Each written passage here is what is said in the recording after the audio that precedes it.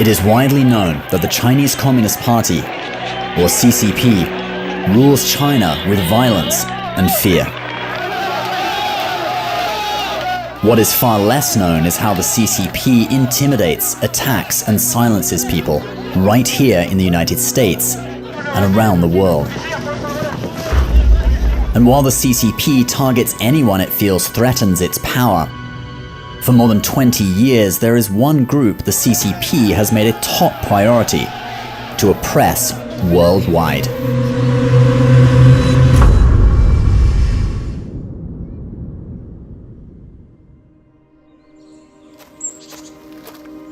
This is Emily Myers, a native of New York. One night, she and other volunteers received ominous phone calls in the middle of the night, playing back recordings of their private conversations. Death threats to some volunteers followed. Emily contacted the FBI seeking protection. This is David Liang. He lives in Australia. Whilst attempting to file a lawsuit against a traveling Chinese delegation for their roles in human rights abuses, assailants shot David with semi-automatic rifles. David was hospitalized and would take almost a year to learn to walk again. This is Peter Lee, a graduate of Princeton University. Peter pioneers some of the earliest software to help people inside China reach the free internet. Peter was attacked in his Atlanta home by Chinese-speaking intruders and left bleeding and unconscious on his front lawn. The assailants took only computers and hard drives, nothing else. While Emily, David, and Peter all volunteer their time in different ways to help end human rights abuses in China, they all have one thing in common. They are practitioners of Falun Gong.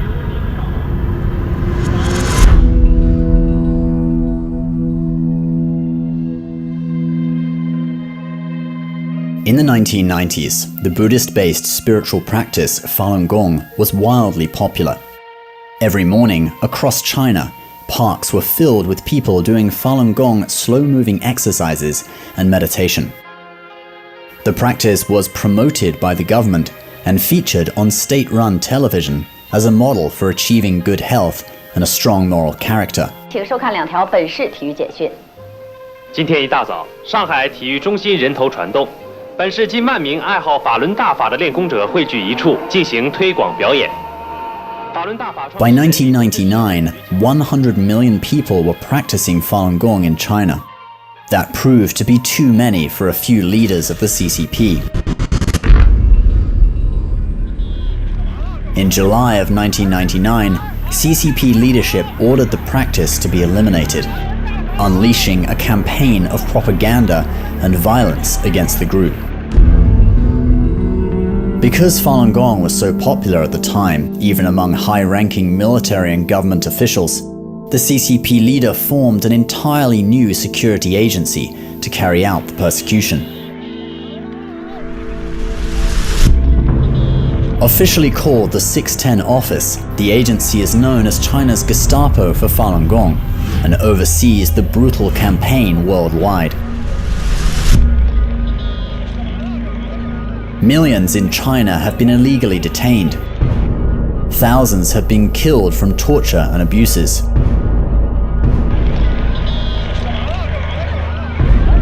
Hundreds of thousands may have been killed from harvesting their vital organs to sell for profit.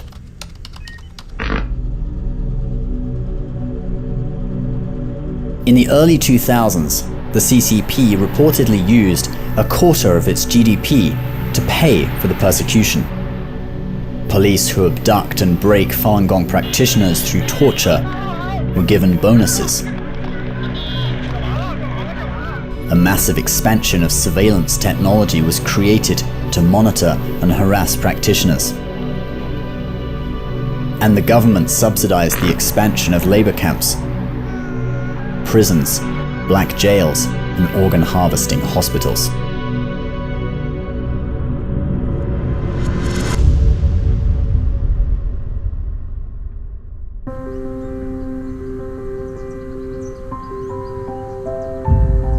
Falun Gong first gained popularity in the West on the campuses of Ivy League schools. In the 1990s, as China's best and brightest enrolled at Harvard, Yale, Stanford, and other top universities, groups of students could be seen doing Falun Gong meditation on campus.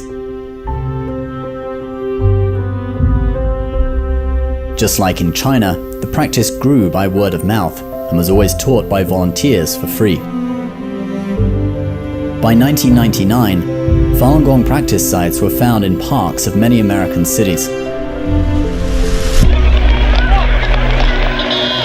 By July 1999, when the persecution began in China, the ripple effect was immediately felt in the US. The government of the People's Republic of China is brutally suppressing the practice of Falun Dafa. A few Falun Gong volunteers in New York City had their homes broken into.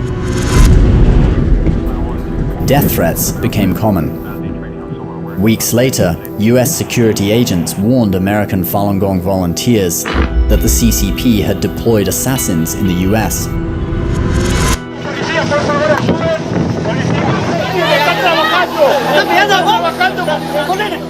Over the next few years, Falun Gong volunteers in Western countries were assaulted, beaten, and their families and businesses threatened.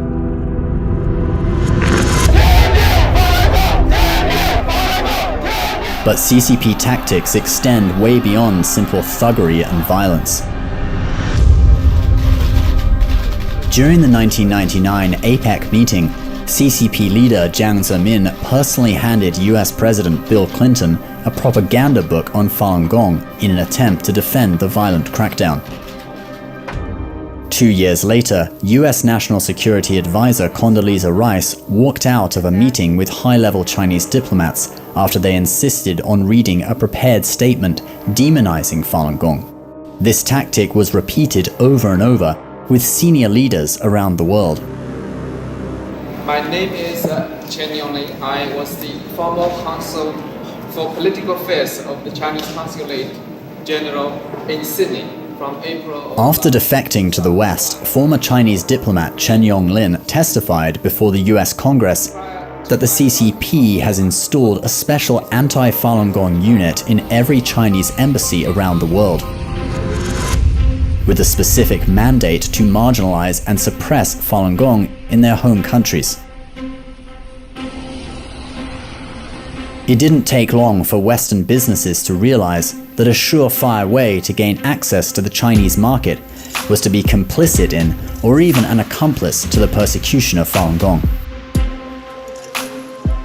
Speaking at the Milken Institute, former media executive James Murdoch surprised even Beijing supporters by reading the CCP's most vilifying propaganda against Falun Gong, while defending the communist regime's human rights record. Investigative journalist Ethan Gutman disclosed brochures from Cisco Systems that explicitly show how the company was pitching technology and services to help the Chinese regime track and detain Falun Gong.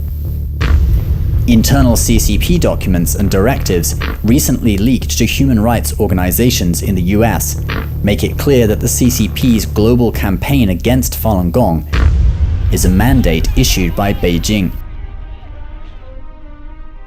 Treat countries and regions with serious Falun Gong activities, such as the United States, as the main battlefield. It is necessary to meticulously fight the overseas struggles, carefully organize the strategy to strike and divide them. The document also explicitly demands that economic ties be leveraged to further the persecution. The commercial and trade departments should make use of our economic entities outside the country to suppress the economic and cultural entities of Falun Gong. Thugs, violence, diplomatic pressure, economic coercion. All of this begs an important question. Why does the CCP make silencing Falun Gong around the world a top priority?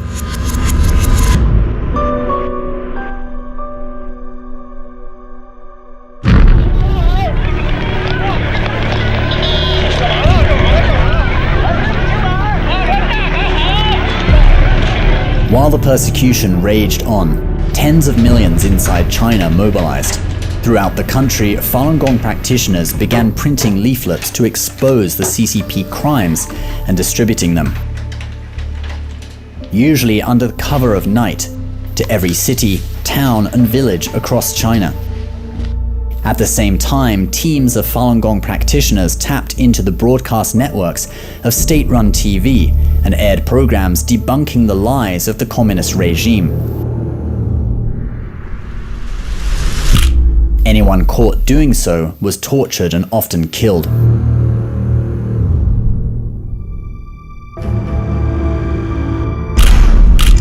And a massive movement to encourage Chinese people to renounce their membership in Communist Party organizations spread like wildfire.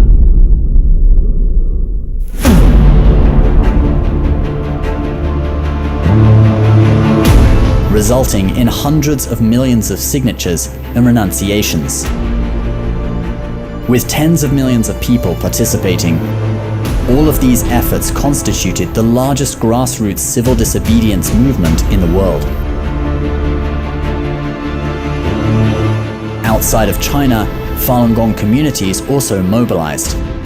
Established in the US, Minghui.org began coordinating with the vast grassroots network inside China that produced an unprecedented volume of first-hand persecution reports. Falun Gong practitioners in North America and Europe then established human rights groups to provide these reports to governments and NGOs. We've been asked to investigate allegations that there has been harvesting of organs of Falun Gong in China. I did not believe it when I first heard the story, but the evidence is unmistakable. These groups worked side by side with journalists and human rights lawyers to uncover the atrocity of forced organ harvesting, paving the way for governments to enact laws to curtail the horrific practice.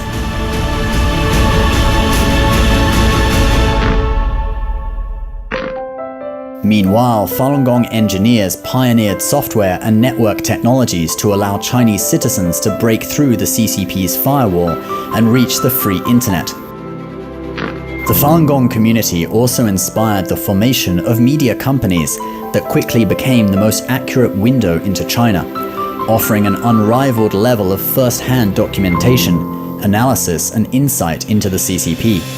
Falun Gong-inspired performing arts groups began traveling the world, exhibiting the beauty and majesty of authentic Chinese culture, giving people the world over a glimpse of what China was before communism. In short, the Falun Gong diaspora became the single largest whistleblower of the CCP, exposing its crimes and tyrannical nature to the world. 20 years ago, the most damaging thing you could call a group was a cult. Today, it's a racist. The CCP has wielded both labels and everything in between, with force and effectiveness, and a complete disregard for the truth. Consequently, today in the US and other Western countries, the narrative about Falun Gong is very muddied and all over the place. Some reports stick to the facts, telling the story of a peaceful, persecuted group in China. Yet other politically oriented reports mix into the story bizarre and false allegations of racism or extremism. This is no accident. The CCP is proficient in the art of character assassination, and it has carefully studied the evolving sentiments of the American public. While misinformation about Falun Gong originates from CCP propaganda, it is carefully attuned to the hot-button issues in the West and often delivered through third parties. The CCP pays social media influencers to propagate their message, couched in various forms of entertainment and educational videos. Most US movie studios self-censor and depict China-friendly characters to maximize their chances of playing in theaters across China. The CCP is arguably the single most influential force over US media through business partnerships with companies and executives. The leaders of almost every big tech company have been granted positions of prestige in Chinese universities and organizations. Many government officials in the West are also making tens of millions of dollars in China investments. Make no mistake, the CCP holds significant influence over our news and information sources, as well as the powers that shape our society more broadly. And they use that influence to affect the narrative here.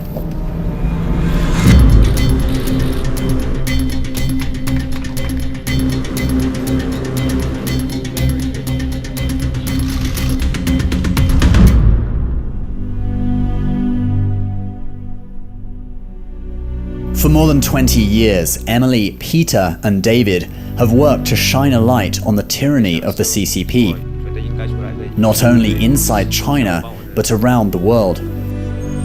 Their efforts and those of countless others are starting to bear fruit. We're following breaking news out of the Justice Department. Attorney General Merrick Garland has just announced arrests over alleged espionage involving the Chinese government.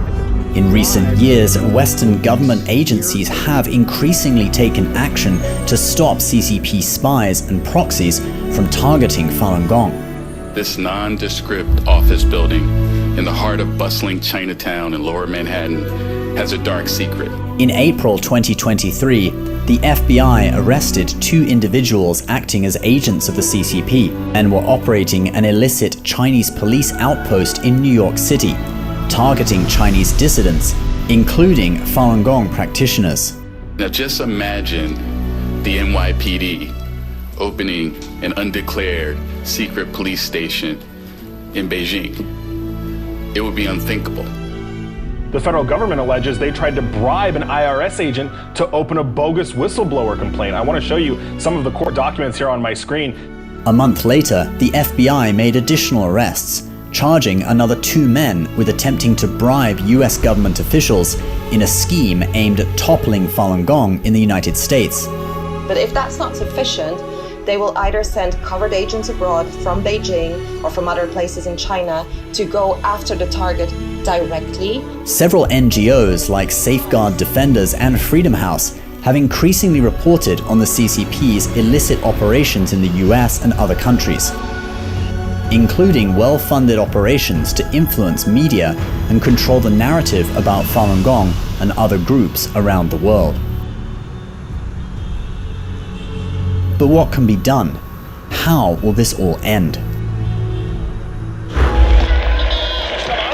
While the CCP continues its violent suppression of Falun Gong throughout China, tens of millions there defiantly, yet peacefully, continue to inform their fellow citizens not only about the crimes committed against Falun Gong, but the broader range of lies and tyranny the CCP has unleashed for decades upon the Chinese people. The ripple effects of this civil disobedience movement are being felt across China as people learn the truth.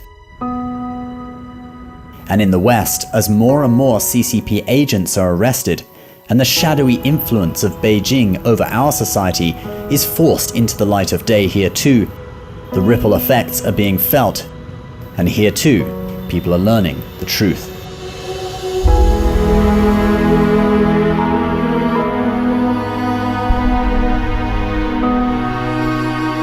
Throughout history, gross tyranny has never prevailed for long, nor will it in this case. The truth will prevail.